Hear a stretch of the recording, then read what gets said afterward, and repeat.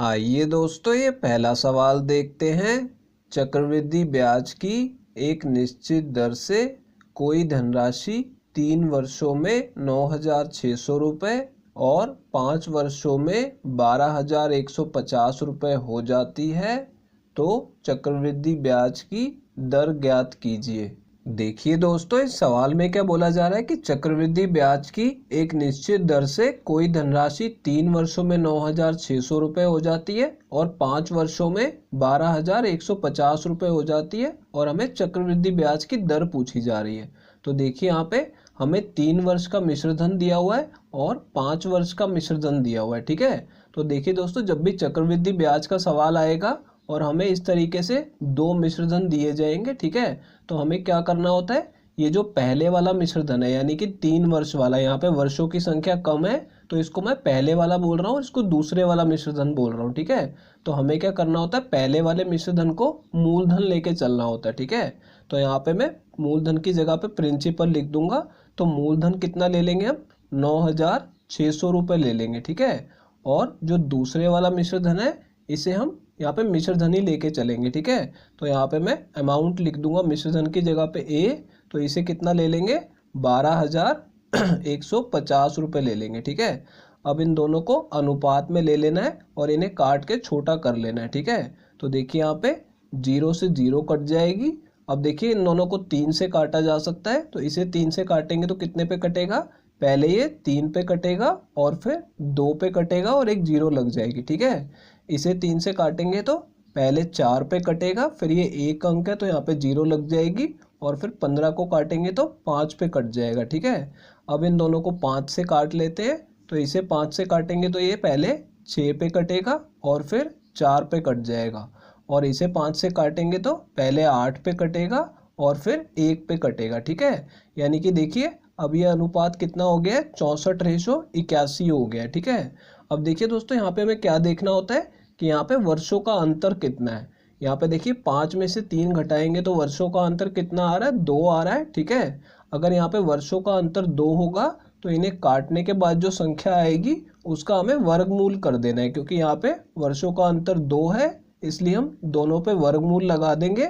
अगर यहाँ पे वर्षों का अंतर 3 होगा तो यहाँ पे घनमूल लगाएंगे। ठीक है, और अगले सवाल में हम देखेंगे कि अगर वर्षों का अंतर 1 होगा तो इसे कैसे सॉल्व करते हैं, वो मैं आपको अगले सवाल में बताऊंगा। ठीक है, तो देखिए यहाँ पे अब इन दोनों का वर्गमूल करेंगे तो कितना आ जाएगा, ये 8 हो जाएगा और यहाँ पे 9 आ जाएगा। ठीक है, अब देखिए वर्गमूल लगाने के बाद जो संख्याएं आएंगी इसे हम अपना क्या मानेंगे, मूलधन और मिश्रधन मानेंगे, और इससे हम यहाँ पे दर ज्ञात कर सकते हैं। ठीक है, तो देखिए अगर मैंने 8 रुपये लगाए और वापस मुझे मिश्रधन कितना मिला, 9 रुपये मिला, तो यहाँ पे मुझे ब्याज कितना मिल रहा है, 1 रुपये की वृद्धि हो रही है। ठीक है, तो यहाँ पे देखिए दर कैसे निकालेंगे, दर निकालने के लिए पहले हमें यहाँ पे ब्याज लिखना होगा, ब्याज मिल रहा है 1 रुपये का। ठीक है, और इसे भाग करना होगा मूलधन से यानी 8 रुपये से, और गुणा करना होगा 100 से। ठीक है, 100 से गुणा क्यों करेंगे, प्रतिशत में बदलने के लिए, क्योंकि दर हमेशा प्रतिशत में होती है। ठीक है, तो देखिए यहाँ पे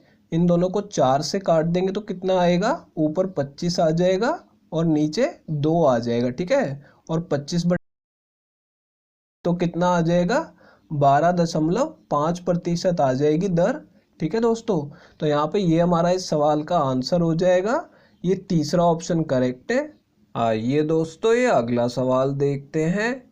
चक्रवृद्धि ब्याज की एक निश्चित दर से कोई धनराशि 3 वर्षों में 6,655 रुपये और 4 वर्षों में 7,320 रुपये 50 पैसे हो जाती है, तो वह धनराशि ज्ञात करो। देखिए दोस्तों, इस सवाल में क्या बोला जा रहा है कि चक्रवृद्धि ब्याज की एक निश्चित दर से कोई धनराशि 3 वर्षों में 6,655 रुपये और 4 वर्षों में 7,320 रुपये 50 पैसे हो जाती है। ठीक है, तो जैसा हमने पिछले सवाल में देखा था वहाँ पे जो अंतर था वो 2 वर्षों का था, लेकिन यहाँ पे देखिए 1 वर्ष का अंतर है। यहाँ पे 3 वर्ष और यहाँ पे 4 वर्ष बोला गया है। एक तो हम ये देखेंगे कि यहाँ पे 1 वर्ष का अंतर होता है तो हम कैसे इसे सॉल्व करेंगे, और दूसरा पिछले सवाल में क्या था, हमें दर पूछी गई थी। ठीक है, लेकिन यहाँ पे हमें धनराशि पूछी जा रही है, तो यहाँ पे हम देखेंगे धनराशि कैसे निकालेंगे। तो देखिए दोस्तों, यहाँ पे चक्रवृद्धि ब्याज की बात हो रही है, तो मैंने आपको बताया था जो पहले वाली धनराशि होती है इसे मूलधन लेके चलना है और दूसरे वाली को मिश्रधन लेके चलना है, ठीक है। तो उसी तरीके से मैं यहाँ पे लिख दूंगा मूलधन के लिए P और मिश्रधन के लिए अमाउंट यानी कि A लिख दूंगा, ठीक है। तो P कितना है यहाँ पे 6,655 रुपये और मिश्रधन यानी कि अमाउंट कितना है 7,320 रुपये और 50 पैसे, ठीक है। अब देखिए यहाँ पे अंतर 1 वर्ष का है, ठीक है। तो मैंने आपको बताया था जब 2 वर्षों का अंतर होता है तो हम क्या करते हैं, इनको काटने के बाद इसके ऊपर वर्गमूल लगाते हैं, और अगर 3 वर्ष का होता है तो घनमूल लगाते हैं। लेकिन अगर अंतर 1 वर्ष का होगा तो हमें क्या करना है, सीधा इसको बस घटा के देखना है, ठीक है। यानी कि हम क्या करेंगे, मिश्रधन में से मूलधन को घटा देंगे। तो देखिए यहाँ पे मैं इसके घटा देता हूँ, तो यहाँ पे इसको लिख लेंगे और इसके नीचे 6,655 रुपये इसे घटाना है, ठीक है। तो मैं यहाँ पे पॉइंट लगा के 0 लगा रहा हूँ, इससे कोई फ़र्क नहीं पड़ेगा। अब इसे घटाएंगे तो कितना आ जाएगा, ये तो 5 ही आ जाएगा। 10 में से 5 घटाएंगे तो 5 आ जाएगा, बीच में दशमलव लगा देंगे। अब देखिए यहाँ पे 11 में से 5 घटाएंगे तो 6 और 72 में से यहाँ पे 66 घटाएंगे तो 6 आ जाएगा, ठीक है। यानी कितना आ गया ये 665 रुपये 50 पैसे, ठीक है। वैसे तो आप देख के बता सकते हैं कि ये इसका 10% है, पर फिर भी मैं इसको निकाल के दिखा देता हूँ। तो देखिए दर कैसे निकलेगी, यहाँ पे हमें ब्याज कितना मिल रहा है, यानी कि इसको मैं CI लिख देता हूँ। चक्रवृद्धि ब्याज कितना मिल रहा है 665 रुपये 50 पैसे, ठीक है। और इसे मूलधन से भाग कर देंगे, यानी कि 6,655 से भाग कर देंगे और गुणा कर देंगे 100 से, ठीक है। अब देखिए ये पॉइंट हटेगा तो नीचे 10 आ जाएगा, ठीक है। अब ये दोनों आपस में कट जाएंगे और यहाँ पे 0 से 0 कट जाएगा, तो कितना आ जाएगा 10% आ जाएगा, ठीक है। पिछले सवाल में हमें सिर्फ दर बतानी थी, लेकिन इस सवाल में हमें धनराशि बतानी यानी कि मूलधन बताना है, तो यहाँ पे दर निकालना भी जरूरी है, ठीक है। तो दर कितनी आ गई 10% आ गई। अब देखिए दोस्तों दर हमने निकाल ली है 10%। अब हम धनराशि कैसे निकालेंगे, अब देखिए यहाँ पे हमने कोई धनराशि लगाई है तो मैं उसे यहाँ पे P मान लेता हूँ, ठीक है। और वो 3 वर्ष में बढ़कर कितनी हो गई है 6,655 रुपये हो गई है, ठीक है। यानी कि इसको हमने लगाया तो ये 3 वर्ष में बढ़कर कितनी हो गई है 6,655 रुपये हो गई है। अब हमसे वो धनराशि पूछी जा रही है जो हमने लगाई थी, यानी कि मूलधन पूछा जा रहा है, और दर हमें पता लग गई है कि 10% की दर है, ठीक है। तो देखिए 10% को हम कैसे लिखते हैं, 1/10 लिखते हैं, ठीक है। इसका मतलब क्या हुआ कि 10 रुपये पे हमें 1 रुपया ब्याज मिलेगा, ठीक है। तो यानी कि 10 रुपये में 1 जमा करेंगे तो कितना मिलेगा 10 का 11 मिलेगा, ठीक है।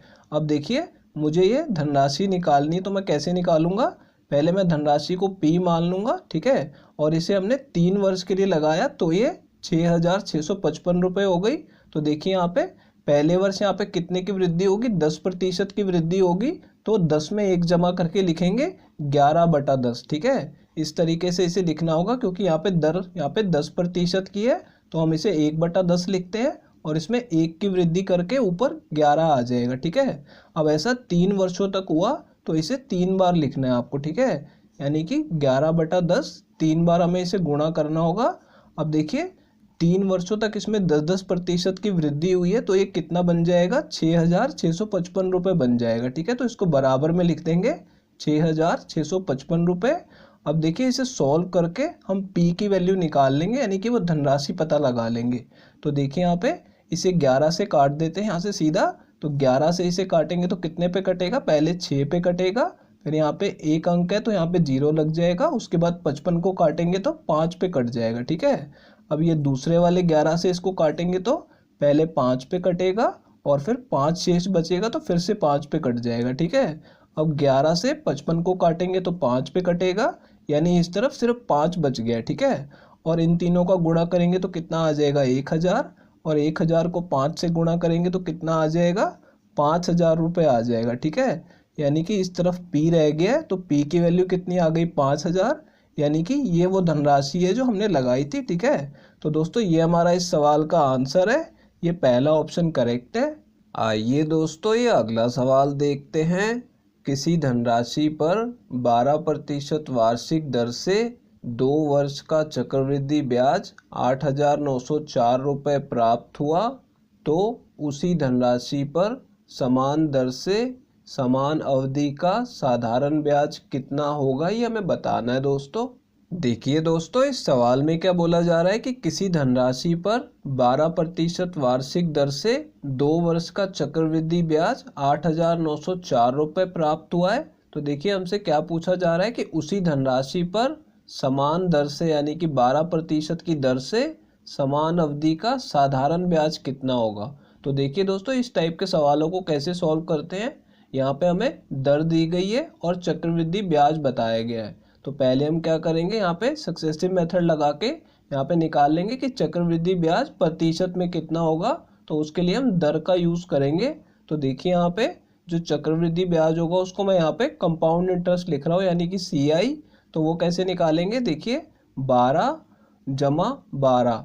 अब देखिए यहाँ पे आगे क्या करेंगे, उसके बाद 12 गुणा 12 और भाग में 100, यानी कि हमने इसमें सक्सेसिव मेथड लगा दिया और हम प्रतिशत में निकाल रहे हैं कि चक्रवृद्धि ब्याज कितना होगा, क्योंकि हमें दर यहाँ पे 12% दी गई है। ठीक है, अब देखिए 12 और 12 कितना हो जाएगा 24, और यहाँ पे देखिए 12 गुणा 12 करेंगे तो कितना आ जाएगा 144, और 144 के नीचे 100 है तो यहाँ पे दशमलव लगा देंगे 2 अंकों से पहले, यानी कितना हो जाएगा 1.44 हो जाएगा। ठीक है, अब इन दोनों को जमा करेंगे तो कितना आ जाएगा 25.44% चक्रवृद्धि ब्याज 2 वर्षों में प्राप्त होगा। ठीक है, यानी कि हमने चक्रवृद्धि ब्याज निकाल लिया प्रतिशत में और रुपयों में हमें कितना दिया हुआ है 8,904 रुपये दिया हुआ है। ठीक है, तो दोनों चक्रवृद्धि ब्याज हैं तो मैं इसलिए इन दोनों को आमने सामने लिख रहा हूँ।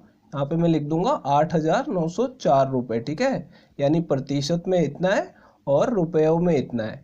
अब देखिए हमें क्या बताना है, हमें साधारण ब्याज बताना है। ठीक है, तो यहाँ पे देखिए मैंने आपको बताया था कंपाउंड इंटरेस्ट हमने यहाँ पे निकाल लिया था।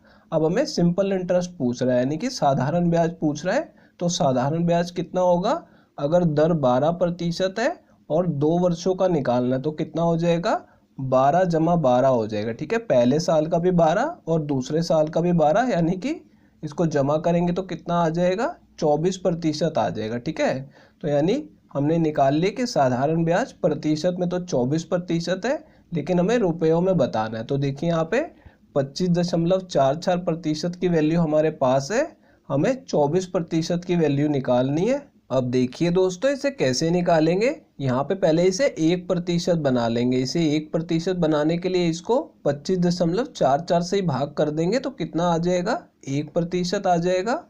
और दूसरी तरफ भी क्या करेंगे, इसी से भाग करेंगे 25.44 से। तो यहाँ पे 8,904 को 25.44 से भाग कर देंगे। ठीक है, अब देखिए हमें 24% की वैल्यू निकालनी है। अगर मैं 1 को 24 से गुणा कर दूंगा तो कितना बन जाएगा 24% बन जाएगा। और अगर मैंने इधर 24 से गुणा किया है तो दूसरी तरफ भी मुझे 24 से गुणा करना होगा। ठीक है, अब देखिए यहाँ से मैं पॉइंट हटा दूंगा तो ऊपर 2 जीरो आ जाएंगी। ठीक है, अब इसे सॉल्व कर लेंगे काट के, इन दोनों को 4 से काट लेंगे। तो देखिए इसे 4 से काटेंगे तो पहले 2 पे कटेगा, इसे काटेंगे तो ये भी 2 पे कटेगा, और फिर 1 आगे चला जाएगा तो कितना हो जाएगा 10 हो जाएगा, तो फिर से 2 पे कटेगा। ठीक है, और 2 शेष बचेगा तो 24, तो फिर ये 6 पे कट जाएगा। ठीक है, अब इसे 4 से काट लेते हैं। तो इसे 4 से काटेंगे तो पहले ये 6 पे कटेगा, फिर 1 आगे जाएगा तो 14 हो जाएगा। ठीक है, और फिर ये 3 पे कटेगा, फिर 2 आगे जाएगा तो फिर 6 पे कट जाएगा। ठीक है, अब देखिए ये दोनों 6 से कट रहे हैं तो इन दोनों को काट लेते हैं। इसे 6 से काटेंगे तो कितना आएगा, पहले 1 पे कटेगा और फिर यहाँ पे 0 लग जाएगी, फिर 36 को काटेंगे तो 6 पे कट जाएगा। ठीक है, इसे 6 से काटेंगे तो 400 आ जाएगा। ठीक है, अब देखिए दोस्तों इन दोनों को 2 से काट देते हैं तो यहाँ पे नीचे 53 आ जाएगा, और इसे 2 से काटेंगे तो 200 आ जाएगा। अब देखिए 53 से ये डायरेक्ट कटेगा, तो यहाँ पे देखिए 53 चौका कितना हो जाएगा 212, तो पहले 212 पे यानी 4 कट गया। अब यहाँ पे 10 शेष बचेगा तो 106, फिर ये 2 पे कट जाएगा, इसे 53 से काटेंगे। ठीक है, यानी कि ऊपर कितना बच गया 42 गुणा 200, यानी कि इन दोनों को गुणा करेंगे तो कितना आ जाएगा 42 दूनी 84 आ जाएगा, तो यानी 8400 रुपये आ जाएगा। यानी कि साधारण ब्याज कितना प्राप्त होगा 8400 रुपये। तो दोस्तों ये हमारा इस सवाल का आंसर है, ये दूसरा ऑप्शन करेक्ट है। दोस्तों अगर ये वीडियो आपको पसंद आई हो तो इसे लाइक कर दीजिए और दोस्तों अगर आप लोग चैनल पे नए हैं तो चैनल को सब्सक्राइब जरूर कर लीजिएगा और दोस्तों नोटिफिकेशन बेल को दबाना बिल्कुल मत भूलिएगा। तो दोस्तों इस वीडियो को यहीं ख़त्म करेंगे, आपसे मिलते हैं अब अगली वीडियो में।